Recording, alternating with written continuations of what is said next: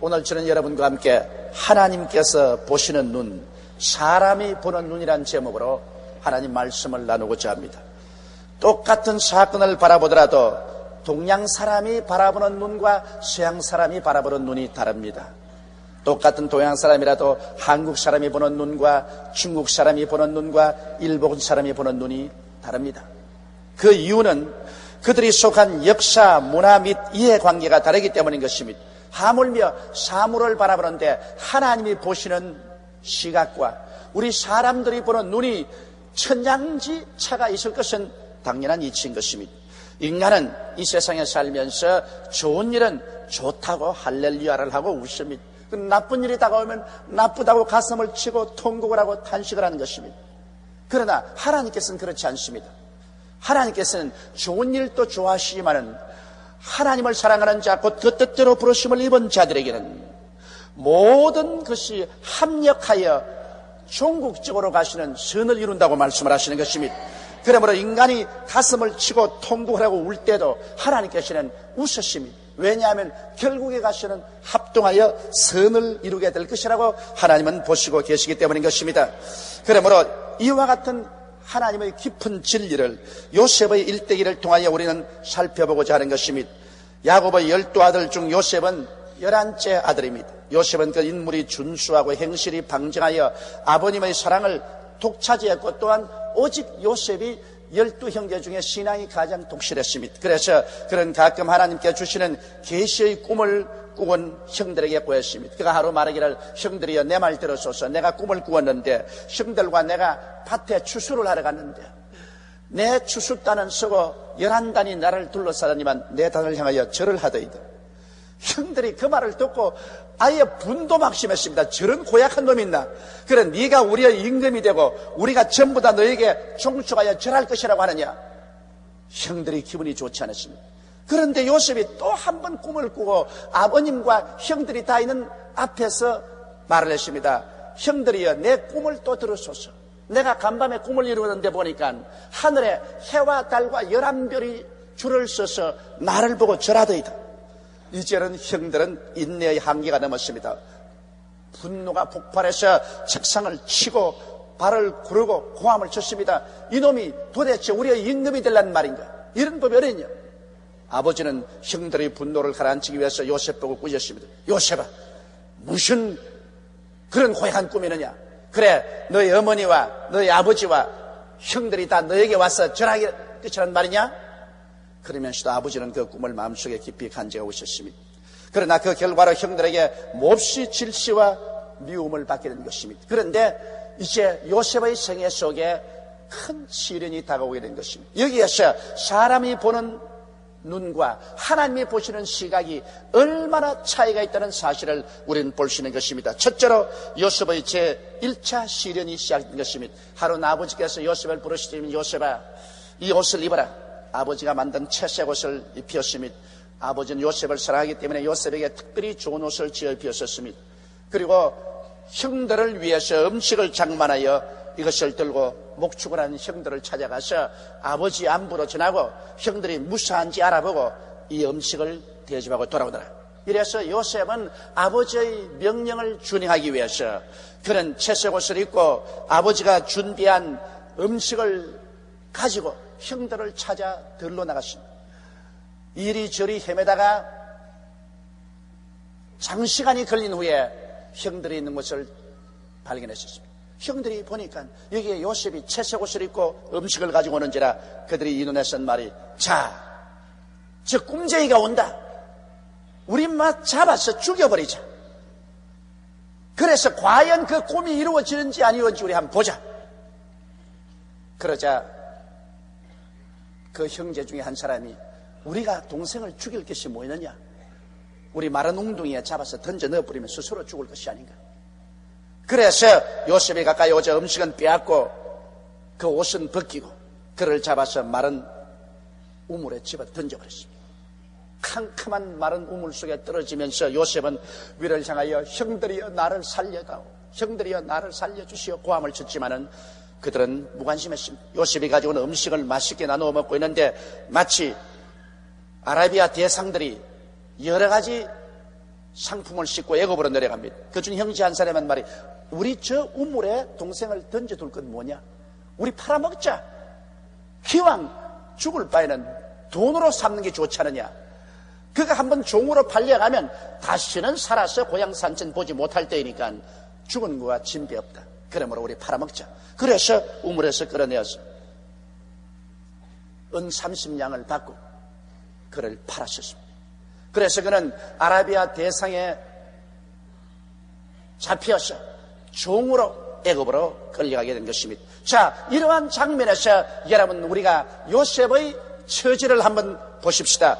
요셉의 형들은 생각하기를 이제 요셉은 영영 돌아오지 못할 길로 갔다고 생각했었습니다. 평생 종으로 살다가 죽을 것이니 그 꿈은 다 무산되고 말았다고 생각하고 그들은 회심의 미소를 지었었습니다. 꿈쟁이는 이제 가버리고 말았다. 꿈은 영영 이루어지지 아니할 것이다.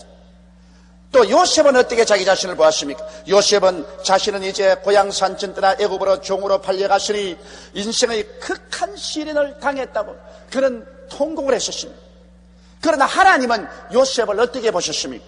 요셉은 애굽의 국무총리가 되기 위한 수련과 유학의 길을 떠난다고 하나님은 보셨습니다. 보는 시각이 얼마나 다릅니까? 요셉의 형들은 요셉을 제거했다고 생각하고 요셉은 절망으로 생각했는데 하나님은 요셉이 국무총리가 되기 위한 수련의 길로서 애굽으로 유학을 떠나는데 금이를 입고 떠났으면 좋겠는데 그렇지 않고 종으로 유학을 가는 것이 안 됐기는 하지만은 그러나 하나님께서는 그 길을 통해서 요셉을 유학으로 보낸 것입니다. 하나님께서는 인간의 행악을 오히려 하나님의 선으로 바꾸시는 역사를 베푸시는 것입니다. 형들은 비웃고 요셉은 울었으나 하나님은 즐거워서 웃으신 것입니다. 여기에서 우리는 인생을 살아가면서 하나님이 보는 관점과 인생이 보는 관점을 분명히 깨달아 알아야 되는 것입니다. 우리가 하나님을 사랑하고 하나님의 뜻을 받들기 위해서 간절한 심정을 가지고 기도하고 믿으면서 생활한다면 우리의 생활 속에 다가오는 여러 가지 시험과 환난을 원수의 안목으로 보이도 말아야 되고 우리 자신의 시각으로 보이도 말아야 되고 우리는 하나님의 말씀을 통해서 이 사실을 보아야만 되는 것입니다. 그럼 하나님 말씀은 우리에게 어떻게 보라고 말씀하는 것입니까? 하나님을 사랑하는 자 곧 그 뜻대로 부르심을 입은 자들에게는 모든 것이 합력하여 선을 이루나니라. 그러므로 우리가 볼 때는 하나님의 시각으로 보는 것은 환난과 시련을 통해서도 종국에 가시는 선이 이루어진다는 굳은 믿음의 눈으로 보아야 되는 것입니다. 그 과정은 어떻게 괴롭고 고통스러울지라도 과정을 보고서 우리가 낙심하고 탄식하면 안 되는 것입니다. 그 종말에 가시는 하나님께서 합동하여 아름답고 선하게 만들어줄 것이라는 이 하나님의 시각으로 사물을 바라볼 때 우리는 어떠한 환난과 시련 가운데도 긍정적이 되고 적극적이 되고 창조적이 되고 환난과 시험 중에도 오히려 하나님께 감사와 찬송을 돌릴 수가 있는 것입니다. 만일 하나님의 시각으로 사물을 보지 않는다면 좋을 때는 웃고 좋지 않을 때는 울고 괴로울 때는 탄식하고 벽에 부딪히면 절망해버리고 마는 것입니다. 그러나 우리 예수 믿는 사람들은 사람의 시각으로 살지 않습니다. 우리들은 하나님의 백성으로서 하나님의 보시는 눈으로 사물을 보고 우리는 살아야만 되는 것입니다. 그러므로 요셉 사건 하나를 보더라도 형들이 보는 시각이 다르고 요셉이 보는 시각이 다르고 하나님 아버지가 보는 시각이 다른 것입니다. 하나님께서는 요셉이 종으로 팔려가는 것은 애굽의 국무총리가 되기 위한 수련을 하기 위한 유학의 길을 떠난다고 보았습니다. 둘째로 요셉의 제2차 시련이 또 시작됐었습니다. 요셉은 애굽에 건너가서 애굽의 왕궁에서 일하는 시위대장 보디발의 집에 제일 말째 종으로 들어갔습니다. 옛날에 종의 생활은 짐승의 생활보다 못합니다. 겨우 이식주 문제나 해결하고 난 다음에는 짐승처럼 호되게 부립니다. 종은 아무리 죽여도 그것은 살인죄에 해당되지 않습니다. 이러한 고대한 시련과 환난 가운데서 요셉은 보디발의 집에 종살이를 시작했습니다. 아버지 집에 있을 때 그렇게 사랑을 받고 음식을 부리면서 자란 그가 순식간에 운명이 달라져서 이 거대한 고난에 부딪히게 된 것입니다. 하나님께서는 여러분 우리의 신앙을 고난을 통하여 뼈가 자라게 만들어 주시는 것입니다. 우리 신앙은 응석바지를 통해서 자라지 않습니다. 신앙은 억센 고난을 통해서 신앙의 뼈대가 구부러지는 것입니다. 이렇기 때문에 하나님께서 요셉을 미워해서 그렇게 한 것은 아닙니다. 요셉을 애굽의 국무총리로 삼고 전 이스라엘을 구출하기 위해서는 억센 믿음의 소유자가 되어야 되는데, 그 억센 믿음은 심한 고난을 통해서만이 이룰 수 있기 때문인 것입니다. 절대로 평안한 환경 가운데서 억센 믿음은 자라나지 않은 것입니다. 그러나 그 고난 중에도 하나님이 요셉과 같이 계심으로 요셉은 점점 하는 일마다 일을 잘했습니다. 이래서 주인 보디발이 보니까 무슨 일인지 요셉에게 시키기만 하면 일이 척척 잘 이루어지므로 주인이 요셉을 점점 높여서 세월이 흘러가자 요셉은 그 가정의 총무가 되었습니다. 그 가정의 모든 종들 다 거느리고 그 이식주 문제를 다 해결합니다. 그 주인이 하는 말이, 너는 이 가정의 총무라, 이 가정의 모든 일은 내가 네게 다 맡겼다. 오직 내 아내에게만 손대지 마라. 그렇게 하셨습니다. 그랬는데 요셉이 그 가정 총무로서 일을 잘 처리하고, 또 요셉은 히브리 사람이라 얼굴 색깔이 희고 키가 크고 용모가 준수하고 아름다운지라 보디발의 아내가 요셉을 끊임없이 연모해서 요셉을 유혹했었습니다. 자기 남편보다 비교하고 보면 말이 아니거든. 자기 남편은 애굽 사람이라 키도 그렇게 크지 않고 얼굴도 새카맣고 이러니까, 그래서 그 부인이 계속해서 요셉을 유혹하나 요셉은 단호하게 유혹을 뿌리치고 그는 정의했었습니다. 나는 올바르게 살아야 되고 정의롭게 살아야 된다. 비록 종으로 살지만은 하나님 앞에 올바르게 살아야 된다. 그 결심이 쓴 사람이었습니다. 그런데 하루는 그가 안채에 일이 있어서, 종들은 다 밭에 일하고 없는데 안채 일 보러 돌아가다가 보디발의 아내에게 잡혔습니다. 지금 종들도 없고 남편은 출근하고 없으니, 자, 나하고 서로 연애하자. 나하고 서로 사랑하자. 자, 요셉이 딱 잡혔습니다. 그 요셉이, 이러지 마십시오. 당신 남편이 이 가정의 모든 일은 내게 다 맡겼으나 당신은 내게 맡기지 아니었다. 당신에게는 손대지 마라 그랬다. 그러므로 나는 하나님 앞과 당신 남편 앞에 이 큰 죄를 지을 수가 없다. 그러므로 이렇게 하지 마라. 그래도 막무가내입니다. 그래서 요셉이 뿌리치고 달아나는데 그만 힘차게 잡은 웃옷이 벗겨져 가지고서 부인 손에 딱 잡혔다. 이제는 박살나게 된 것입니다. 요셉은 도망은 쳤는데 부인이 이 요셉의 웃옷을 들고서 사랑이 변하면 무서운 복수로 전환되는 거죠. 입에 거품을 물고 코암을 치고 뛰고 꿀리면서 남편이 데리고 온 히브리 종이 사람이 없는 틈을 통해서 나를 극간하려고 왔다가 내가 고함치니 이 웃옷을 버려놓고 도망을 쳤다. 이 웃옷을 보라고 흔들어 제낍니다. 종들이 다 와서 야단 돕쓰기고 그 말을 듣고 급히 뛰어온 보디발이 요셉을 곱게, 자, 감옥으로 가자, 그렇게 했겠습니까? 자기 아내가 급간당하려다가 위기에서 벗어났다고 하니까 보디발이 요셉을 얼마나 때렸겠습니까? 자기 종인데 뭐 안 죽을 만침 치고 때리고 짓밟고 온 요셉 몸 전체는 피투성이가 됐습니다. 하나님이 요셉을 미워해서 그렇겠습니까? 하나님께서는 이것도 하나의 교육 과정인 것입니다. 이렇게 억울하게 얻어맞고 온갖 고통을 당해도 말 한마디 하지 못하고 변명 한마디 할 수 없는 이러한 것을 통해서 나중에 형들이 회개하고 돌아올 때라도 형들에게 복수하지 않는 그 마음을 기르기 위해서 하나님이 미리 교육을 시키고 있는 것입니다. 그러므로 우리에게 다가오는 모든 시련은 다 뜻이 있어요. 보디발의 아내는 자기가 요셉을 유혹한다고 생각했지만 하나님께서는 그를 통해서 요셉에게 억울한 일을 당해도 거기에 대해서 복수하지 않은 인내력을 가지는 신앙을 훈련시켜 주셨던 것입니다. 그런데 요셉은 거기에서 심한 타박상을 받고, 그리고는 정치범들이 갇히는 시위대들을 감방에 갇혀버리고 말한 것입니다. 대개 정치범들이 시위대들에 갇히면 한평생 그곳에서 썩어지든지 안 그러면 끌려나와서 사형을 당하는 것입니다. 이러므로 요셉은 그곳에 끌려갔을 때 그런 심한 고통을 당했었습니다. 자, 요셉의 이 고난에 대한 각자의 보는 우리 시각을 한번 보십시다. 보디발의 아내는 사랑의 거절에 대한 복수를 했다고 속에 회심의 미소를 띄웠었습니다. 이놈 두고 보자. 네가 그래 잘나면 얼마나 잘났나. 네가 날 거역하다가 이제 감옥에서 어디 한번 썩어봐라. 그렇게 보았어. 부디발은 배신자에 대한 가혹한 형벌을 가야 된다. 이런 치가 뚫린 놈이 있나? 이 놈을 나는 살려서 내놓지 않겠다. 배신자에 대한 가혹한 형벌을 가한다고 생각했습니다. 요셉은 운명의 거센 시련에 대한 절망했습니다. 내 운명이 이렇게 기구할 줄 몰랐습니다. 형들에게 종으로 팔렸지. 종으로 이제 살만하니까 이런 억울한 누명을 덮어쓰고 하늘을 두고 변명할 수 없고 땅을 두고 해석할 수 없는 기막힌 사연에 처해서 이 시위대 감방에 들어갔으니 내 운명과 팔자가 이렇게 기구할 수 있을까? 그런 통곡에 있으십니다. 그러나 하나님께서 어떻게 보셨습니까? 하나님은 애굽의 국무총리가 된 마지막 수련이라고 보셨습니다. 할렐루야. 그러니 보는 시점이 달라요. 하나님은 이제 감옥에 들어갈 때 너는 이제 마지막 수련이다. 그러므로 여기에서 이제 너 참아라.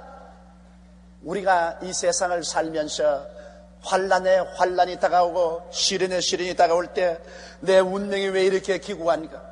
나는 왜 이렇게 고난에 고난을 겪어야만 하는가? 탄식할 때가 많이 있을 것입니다. 그러나 여러분, 우리 예수 그리스도를 구주로 믿고 하나님을 섬기면서 정의롭게 살려고 하는 사람들은 그러한 모든 과정이 우연히 다가오는 것이 아니라 원수는 우리를 죽이려고 그런 계획을 했지만은 하나님 원수보다 위에 계셔서 그를 통하여 여러분과 저를 수련하기 위해서 역사하고 계신 것입니다. 이 하나님의 수련을 받아야 우리들은 하나님께서 원하시는 훌륭한 그릇이 되는 것입니다. 셋째로 제 3자 요셉의 시련을 보십시오. 요셉이 이제 시위대 감방에 갇혀서 기약이 없는 감옥 생활을 합니다. 그런데 하루 우연히 그물이 감방에 들어왔습니다. 애굽의 바로왕의 술장관과 떡장관이 모함을 하다가 잡혀서 감옥에 들어왔는데 이 두 사람을 요셉이 섬겼습니다. 요셉이 감옥에서도 일을 하는데 하도 일을 잘한지라 그만 전옥이 감옥 열쇠조차 요셉에게 다 맡겨버렸습니다. 요셉은 감방 일체를 돌보고 있는데 여기에 떡장관과 술장관을 모시기 위해서 아침에 되니까 둘이 수심이 가득합니다. 그래, 왜 수심이 가득합니까? 꿈을 꾸었는데 몽주가 이상해서 괴로워서 그렇다. 그럼 꿈을 한번 이야기해 보십시오. 술장관이 한 말이, 내가 보니 포도나무가 자라더니 가지가 3개가 나오는데 그게 포도가 줄줄 있는지라 내가 바로의 잔을 가지고서 그 포도를 짜서 바로에게 드렸다. 그 꿈 좋은 꿈입니다. 사흘 후면, 이 3가지는 사흘을 말하니 사흘 후면 바로가 당신의 지위를 다시 복부시켜 주었어요. 당신이 바로의 잔을 들고서 포도즙을 짜서 바로에게 또 바칠 수가 있게 됩니다. 그래서 떡장관이 가만히 들으니까 몽주가 좋거든. 여보, 내 꿈도 좀 해석해줘. 그럼 꿈이 어떻습니까? 나는 바로가 잡수시는 여러 가지 음식을 3바구니에 가득히 담아서 머리에 이고 있는데 먹어야 될 바로가 먹지 않고 새들이 날라와서 그걸 찍어 먹더라. 하하. 요셉이 힘을 삼키고 안 됐습니다만 세광절이는 3일을 말합니다. 근데 그 떡을 잔뜩 만들어서 바로가 잡수해야 되겠는데 새들이 먹는다는 것은 당신의 머리가 사흘 만에 베어질 것이고 공중에 매달아 놓으면 새들이 와서 당신의 머리에 고기를 뜯어먹을 것입니다. 절망적인 말입니다. 그러면서 요셉이 말을 했습니다. 술장관 보고 당신이 덕이하거든 나를 기억하소서. 나는 히브리 종인데 죄 없이 이곳에 와서 죽어가니 날 좀 돌봐주소. 아, 술장관이야, 내가 덕이만 하면 자네 돌봐주지. 이런 은혜를 내가 갚지 않겠나? 그런데 아닌 게 아니라 사흘날 되니까 바로의 생일이라 바로가 술장관은 복직을 시키고 떡장관은 말한 대로 목을 베어서 달아버리고 말한 것입니다. 그리고 난 다음에 이제 요셉은 술장관이 덕이었기 때문에 하마나 자기 말을 해서 자기를 구제해 줄 줄 알았는데 하루가 지나고 이틀이 지나고 열흘이 지나고 한 달이 지나고 12달이 지나도 소식이 없습니다. 술장관에게 부탁한 지 무려 2년의 세월이 지나가니 요셉은 거기에서 완전히 절망해버렸습니다. 나는 이제 끝장났다. 이제 나를 돌봐주는 사람은 아무도 없다. 그는 스스로 이제는 자기는 희망이 없다고 생각한 것입니다. 그런데 오늘 4번째 말하고 싶은 것은 고난의 길이 영광의 길이라는 것입니다. 때가 참에 하나님께서 이제는 그 모든 고난을 영광으로 변화시킬 때가 온 것입니다. 하나님께서 바로왕에게 꿈을 준 것입니다. 바로가 꿈을 꾸었는데 그 꿈에 보니까 굉장히 살찐 소 7마리가 나일 하우스에서 나와서 풀을 먹는데 그 뒤에 흉악하게 여윈 암소 7마리가 와서 풀을 먹는 게 아니라 살찐 암소를 다 잡아먹고도 그대로 흉악하게 돼 있어요. 그 괴이하다 하고서 다시 잠이 들었는데 그 다음 꿈에 또 보니까 아주 충실한 이삭이 탁 피어서 탐스럽게 곡식이 연들었는데 그 다음 곧장 또 7 이삭이 또 나는데 동풍에 불려서 쭉쭉한 이삭이 살찐 이삭 7개를 잡아먹고도 그대로 쭉쭉하게 있습니다. 왕이 잠을 깨고 이거 좋지 않은 몽조라고 생각하고 모든 애굽의 술사를 불러서 물어도 뜻을 몰라. 그러자 술장관이 왕이여, 내가 2년 전에 왕에게 진노를 사서 시위대 감옥에 들어있을 때 크기에 꿈을 기막히게 해석하는 히브리 청년이 있습니다. 그 사람이 꿈을 해석한 그대로 내게도 되고 떡장관에 되는데 그 사람 좀 불러오면 어떻습니까? 왕이 불러오느라. 갑자기 왕궁에서 사람이 당도했다더니만 면도칼을 가져와서 수염이 이런 요셉 수염을 깎고 머리 이발을 해주고 목욕을 시키고 옷을 새로 갈아입히고 도대체 어떻게 이런 일이 생겼느냐. 지구멍에도 빛 들 날이 있다고 하는데 이거 과연 빛이 들려느냐. 굉장한 일이 생겼습니다. 그래서 수레를 태워서 나타난 것이 임금 앞입니다. 임금님이 요셉에게 자기 꿈을 말하며 요셉의 말이 꿈의 해석은 하나님께 있습니다. 임금님이여, 이 꿈은 2번 꾸었는데 한 가지 사실을 말합니다. 이 애굽에 7년 풍년이 들어와서 굉장히 풍년이 오고 난 다음 연이어 7년 흉년이 올 것인데 얼마나 그 흉년이 거센지 앞에 7년 풍년은 온데간데 없이 사라질 것입니다. 그러므로 이 흉년에서 이 백성을 구원하기 위해서 당신은 지혜 있고 똑똑한 장관을 세워서 풍년 동안에 온 애굽 전국에 모든 풍부한 곡식의 5분지를 거두어서 창고에 모아놓으십시오. 그랬다가 흉년이 되면 그것을 풀어서 모든 백성에게 팔면 이 나라를 멸망해서 구출할 수 있으리이다. 애굽의 바로왕이 무릎을 탁 치면서 세상에 이렇게 지혜 있고 총명한 사람이 어디 있느냐. 하나님의 신이 같이 할 뿐 아니라 이 문제를 어떻게 해결할까지 대책까지 다 아는 이런 사람을 우리가 어디서 구할 수 있으랴. 왕이 당장 자기 반지를 뽑아서 그에 끼우면서 하는 말이 뭐냐면 너는 이 나라의 국무총리라. 나는 너보다 보좌 하나만 높을 것이요 모든 사람이 너 명령에 복종할 것이라. 그래서 요셉이 나가자 보디발 시위대장이 엎드리라. 자기를 감옥에 갇힌 보디발 시위대장으로부터 시작해서 요셉 앞에 엎드리고 눈물이 변하여 기쁨이 되고 절망이 변하여 소망이 되고 처참한 지경에서 그는 애굽의 국무총리로까지 올라가게 된 것입니다. 그래서 그는 고난의 길이 종국에 가시는 말로 형용할 수 없는 영광의 길이 되었다는 것을 체험했습니다. 겨우에 애굽의 풍년이 과연 다가왔고 그 다음에는 7년 흉년이 다가올 때 모래알같이 많이 모아놓은 곡식을 요셉이 풀어먹임에 온 이방에서까지라도 곡식을 사러오는데 그때 자기의 11 형제가 곡식을 사러 와서 자기 동생이 국무총리가 된 줄 모르고 그 앞에 엎드려서 절을 했던 것입니다. 곡식을 사달라고 꿈 그대로 되었던 것입니다. 여러분, 오늘 우리가 이 세상에 살면서 우리 원수들이 우리를 보는 시각으로 살아서는 안 됩니다. 우리 자신이 우리의 운명과 환경을 보고 너무 가관되어서 절망하고 낙심해서는 안 됩니다.